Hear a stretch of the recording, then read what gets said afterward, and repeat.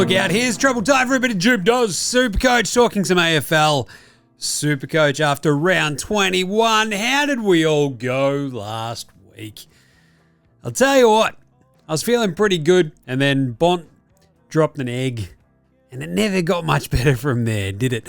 I ended up with a 23-16 total score, which dropped me 784 more spots down. It's the first time I've had a red arrow in a little while, to 11,009th overall. Bit of a rough one, I'll tell you. And mostly, look, the Luke Jackson 77 is my VC, did not work. Jordan Dawson managed 110, 30 touches against the Bomb Rays, and only managed the 110. Could have done with a little bit more. Meanwhile, you got Rankin dropping to 158, Dacos 125. But a lot of my big problems, I think, this week was a very whelming and underwhelming outing for my defense. Cal Mills 65, Lockie Ash 82, Sicily, he hates it in Tassie, it's Sicily 73, and 73 for Dan Houston as well. Brutal. Also, Sam Walsh had a really good game against the Lions, but manages only 77, while Lockie Neal is kind of running around like a chook with its head cut off and got a 105. Go figure. Anyway, bit of a rough one. But yeah, quick one this week just to sort of see where we're all at, what's happening. I'm all out of trade, so my team is my team. And that's okay. Just stuck with a couple of spuds, aren't we? Took Miller, Christian Petrarca. You're in the gun. You're stinging up the joint. My beloved Suns, they bag Darwin. They go up there. They win all their games. They're cruising to start the season. They bag Darwin, having just won their second game there. They're, I don't know if we want to come back up here. Boom. Footy gods, strike them. Just give them the old 1-2 Costa Zoo. They haven't won since. Took's been horrible since he's coming to my team. So is Petrarca. Basically, absolutely horrible this week. 53, just brutal. So I got a couple of underperformers there. Dan Houston is your sort of D6. Also, look, it's not that much damage. Be nice. There's no Jeremy Howe. There's no other backman basically at this point for the remaining season for the Pies. It's just Dan Houston and very little else. Then, I mean, yeah. Outside of this, my midfield's looking good. My rucks are fine. Just want a couple of big spike scores, don't we? So, really, there's a couple of injuries. We'll do the trade-in, trades-out, and then we'll talk about the 4 teams with the best run home, and we'll talk about some either-ors. If you've got a trade or two still up your sleeve and actually want to trade somebody out. So the trade-outs this week, who are they, Jim? Christian Petrarca. He stunk that much. 1,562 coaches as of taping on Wednesday evening have gone, right, I'm sick of Chef Track. He's stunk up the place on the D's after getting his insides rearranged. That's all gone sideways. He goes to Gold Coast. Is he up there having a sook, or is it, I don't know. What's going on? Petrarca, he's completely thrown this Suns team. And he's at 384k. So he's been traded out. Should you trade out Petrarca? Yeah, nah. I mean, if you've got a better option, 1,500 coaches reckon they do. I wouldn't. He's just, well, I mean, I can't. I'm stuck with him.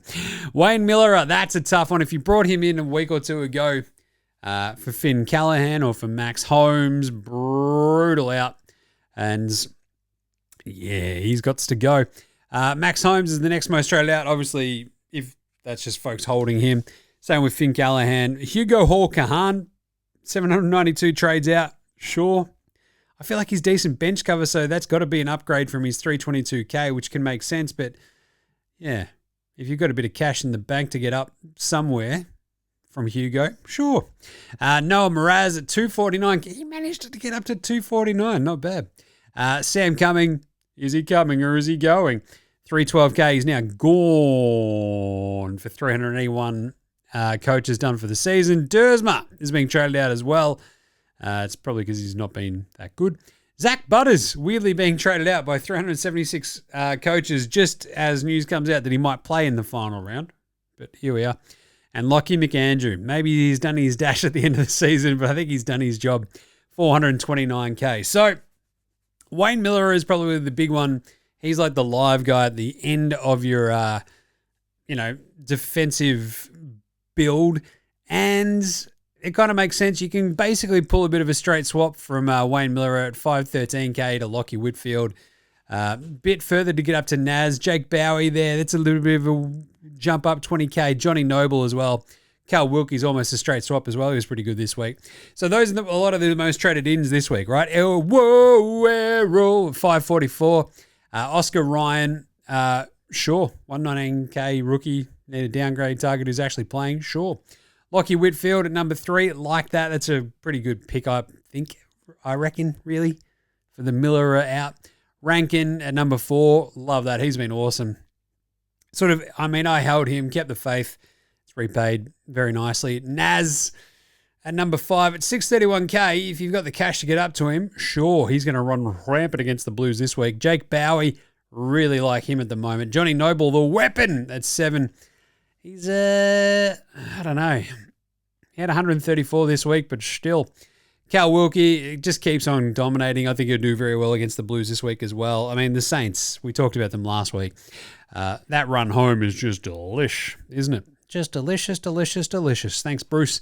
Marcus Herbert traded in because he's been fantastic bench cover. If you've got him, I do. That's fantastic. And Chad Chunley-Warner, my beloved Chad Warner. Should have brought him in when I had the chance. Instead, it took Miller. Went with the numbers. Should have gone with the Chad. This is all on your old mate Jim's big old dumb bonce. Would have loved to have Chad Chunley-Warner in the team. So I guess the 2 things this week are 3 things. I got 3 things for you. Wayne Miller replacements. There's a couple of really good names there I just mentioned. I think Whitfield, Bowie, there's some pretty good ones. I think, actually, what are the most traded in for him so far? Yeah, it's Whitfield at the moment, Bowie, and, Naz, Cal Wilkie. You can't go wrong with any of those 4, I reckon. If you've got all 4 of them, I mean, well done. What do you do then? Johnny Noble, maybe. Bodie Uland, not bad. Oh, how about Nick Blakey? Back to his devastating best last week. Josh Dacos. Yeah, Cal Mills is just like, all right, Jim's brought me in. Now watch me stink up the joint. Remarkable work. It's like, Jim's brought me in. I ripped off a 133, then an 88 and a 65. Thanks, Callum Mills. Yeah. Just breaking my heart. Anyway, but yeah, so Wayne Miller number 1. Number 2, would you trade out Petrarca if you had the chance? I'd probably just hold. If you've got 4 trades, sure. If you've got 3 and it's a luxury trade, yeah, that sort of gives you 2 more cover for the next 2 weeks to replace any injury sort of things, but I don't know. Who knows what Petrarca could do next week. They might just rest him anyway, but I think, to be honest, I'd just be keeping him. And, if you've got a surfeit of actual trades, have at it. Then we've also got the big question, forwards, Charlie or Thriller, Tracy, can you bring in a big key forward for the run home? I'm always a little bit like, we do this every year in Supercoach. Oh, it's only 3 weeks across the season. It might be bad, but you get a couple of spike scores and then it always backfires. So I'm just saying caution. Just be chill. Just chill. Charlie might go absolutely massive. You've got Thriller who's got Richmond this week. He might kick 8. He could easily well do that. I'm okay with Thriller. Charlie, maybe not so much, but here we are. But anyway, if you want to get a big key forward in, have at it. But I'm just saying you don't have to. Just a reminder of the 4 teams with the best run home. You got Geelong with Essendon this week at GMHBA, Taxpayer Stadium. Then they got North at Marvel and Richmond at GMHBA again as well. Love that for the Cats. If you've got Basilenka, Ollie Dempsey's carving it up too at the moment. But that's the problem with Geelong. Like Shannon Neal, maybe, if you want another sort of big option for a big key forward and you want to sort of see if you can get a bit of a spike score against Essendon or co. I don't know.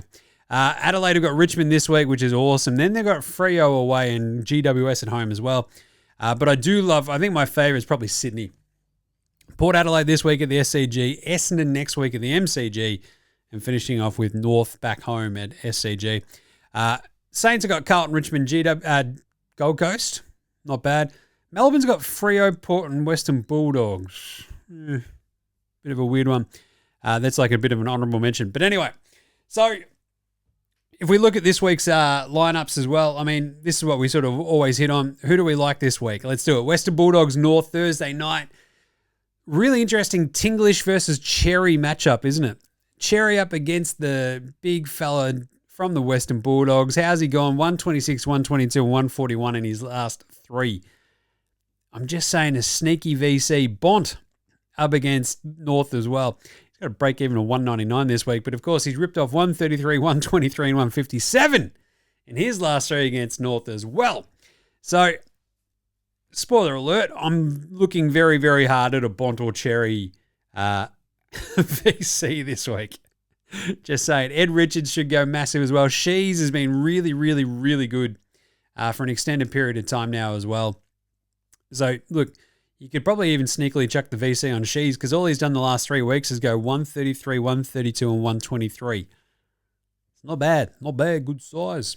The rest of the matchups, we got, Brisbane Hawthorn, Lockie Neal, Will Ashcroft and co. up against John Newcomb, Jarman Impey.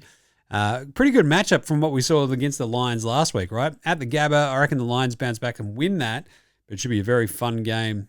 Plenty of Supercoach scoring. Melbourne Freo at the G Saturday afternoon. That's a pretty cool one as well. Gorn up against Jackson. It's the Luke Jackson, Jeff Farmer, Jeff White Bowl. Pretty good. Your D's. Can Cozzy get off the chain? He had 100 in the end last week. It'd be interesting to see if he can go hammer and tongs against Freo. At home at the G. I don't mind Melbourne to sort of like have a bit of a crack in this one. But I still think Freo might get by them and even cover that one. But still, Freo, Luke Jackson, Caleb Sarong, Andy Brayshaw. The D's have been good, especially at home. Obviously, we know that this year. But Freo should still score okay. It's a really interesting game, that one. Sydney Port, love this for Brodie Grundy. Jason Horne-Francis as well. Look, we know he doesn't travel that great. The Hornet, more likely to dominate Adelaide Oval, anywhere else. But the Swans, they lose James Rowbottom. It's interesting if they throw Chad Chunley-Warner more in the midfield, even more than he has been. Maybe some more Callum Mills, maybe more Blakey. You've got, Errol ripping off 144 last week. I love Errol. Heaney as well. It'd be nice to get a couple of big bounce-back scores from him to finish out the season. Grundy up against Jordan Sweet, so it should be a good one for the Swans. Port, sure. Geelong, Essendon. Yeah, if you've got any Geelong players, you're laughing. Essendon, it's gross, isn't it? Adelaide, Richmond, this is the big one. Jordan Dawson and Isaac Rankin are probably going to be my captain this week. They should go absolutely off their head. If you've got Thriller, Riley Thilthorpe, he could go massive as well. If you've got any Tigers, sure. Lawler's been awesome. GWS Gold Coast, the Expansion Cup, Lockie, Ash, Whitfield, Truck, Miller. They're on, I don't have Whitfield, but there's plenty of the Clary Oliver out there as well. Plenty of Supercoach ones there. That's a really good matchup, I think, in Canberra too. Should be a bit of scoring. West Coast Collingwood, like Herbert, up against the Pies. The Pies, Dacos should absolutely run rampant too on Sunday afternoon out there in Optus Stadium. But still, I don't know, West Coast play the Pies really, really well. So see what happens there. And then finally, Saints Carlton, Naz, Cal Wilkie, Max Hall. I reckon the Saints might, it's going to be a fun game. I reckon my Blues win it, but geez, Sam Walsh, need a big game from him. It'd be really good to get him firing for a big, big, big score this week. I'll day up because we could really use one more win. And then you got Cripps as well. So some pretty good, interesting options there this week. So quickly, some either-ors for some players if you're looking at some trades this week. If you've got a trade, 2 trades, 3 trades, you want to play some Miller or whatever, either-or. Errol or Basilenka?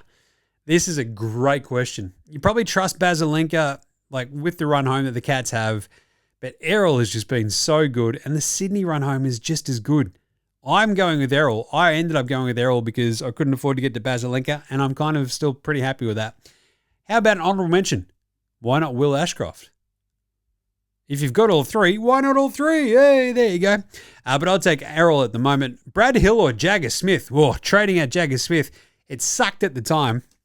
And if we go back and look at who I traded him out for, I'm probably going to make myself very, very sad. So he went out for, that's how I brought in, apparently, I lose, had Sam Darcy at that point. Out he goes, Jay Sarong and Jagger Smith all go out at $298,000 for Jagger. He's absolutely dominated now. In for Angry Anderson, Girundi, and Lewis. So that was up to three mid prices up to a super duper premium. The highest price Grundy was ever going to be. That's brutal. How about Jagger or Brad Hill? Jagger's been playing the best footy, obviously, of his very, very young career. His last 3-4 weeks have been absolutely off the chain. I still probably trust Brad Hill, but Jagger's been awesome. And he's, sneaking in a couple of goals here and there as well. But Brad Hill, I think the Saints are just running out of dudes. He might score okay from here on out. And yeah, it feels weird trading back Jagger. So I wouldn't feel great about it. But anyway, if you look at your 3-round average as well,